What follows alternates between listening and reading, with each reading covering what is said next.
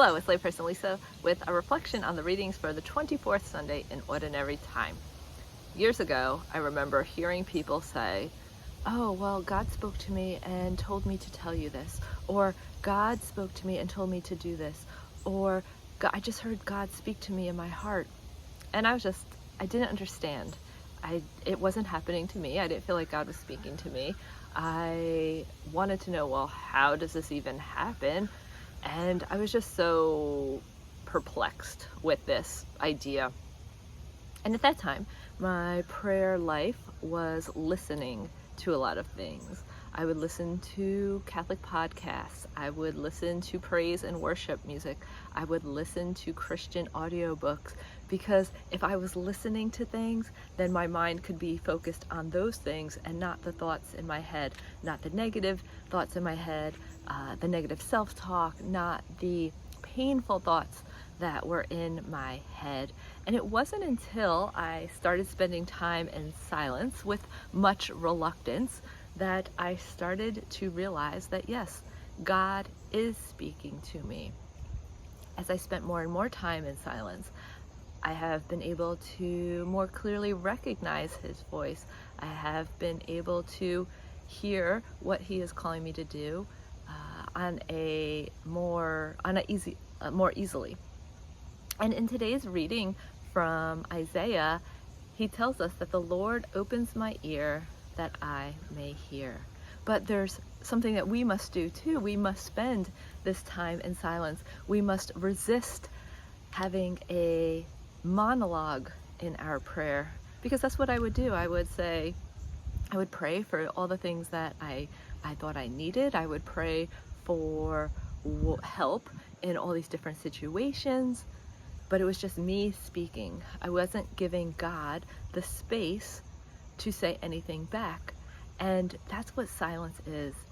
It is a conversation with God, one in which we allow him to speak to us, one in which we allow ourselves to be quiet so that we can actually hear what he's trying to say. So, because God is always trying to speak to us, but often we are just drowning him out, or we're closed off to what he is saying. I was recently reading something, and I thought this was so true. Sometimes we are asked, for instance, hey, do you want to go on this retreat? It's amazing. It has helped transform my life. I think it would it would be so fruitful for you. And I do feel like the Lord put on my heart that he would like me to invite you. And often we'll hear the response, well, I don't feel called to that. And that is, sure, that can happen, but often people will use I don't feel called to that to avoid things that make them uncomfortable. And we hear in today's gospel how Jesus tells us that whoever wishes to come after me must deny himself. And God calls us to deny what we want, to spend time with him in silence so that we know what his will is for us, so that we can discern where he is calling us, what he is calling us to do. And this I don't feel called to that is kind of a cop-out. Now, if we're taking these things to prayer and truly discerning them, and yes, the Lord is directing us elsewhere, then that's great. But oftentimes I think we just kind of use that as like, oh, that's not for me. I can't do that. Like, that's uncomfortable. And so God calls us not to be comfortable, but he calls us to live a life of holiness, which is a life of discomfort. Think of all of the lives of the saints. We just got back from Rome, and we heard about all these saints, these martyrs who gave up their life in order to truly follow Jesus. They had all these crosses, all these persecutions, and yet they were strong in their faith that they died. They died for the faith. They died for Jesus. We saw Saint Sebastian, who has all these in the art of him. He has all the art that depicts him. there's all these arrows that he has been pierced with.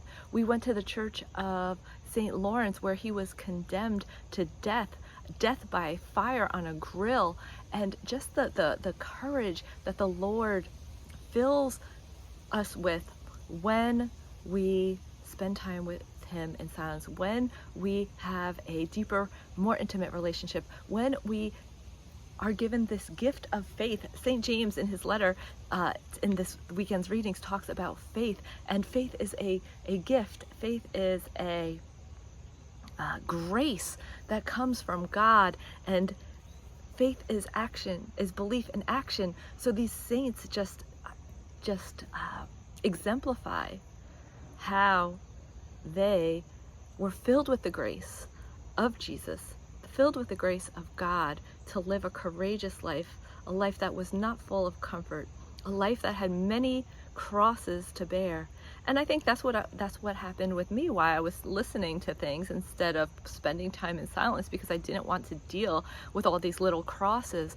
But yet living a life of a follower of Jesus means that we're called to sanctify these little crosses in our lives. So maybe there's somebody who you work with that is just so irritating, but yet, yes, we're called to love them. We're called to ask Jesus to help us see that person as he sees them.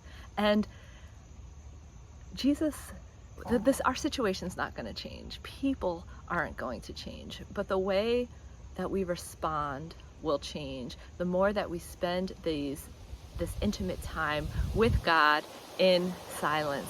And so I invite you, if you're not already spending time in silence, to dedicate time in silence in each and every day. Because the most important, and I think I said this last week, the most important time of the day, we're so busy, right? We're like, oh, I'm too busy. I don't have time for this. I have to get to work. I have to get to work. I have to get the kids to school. I have to do all these things. Yet the most important time of your day, of our day, is the time that we spend with Jesus in silence so that we can hear his voice. Last week we talked about opening our heart to Jesus.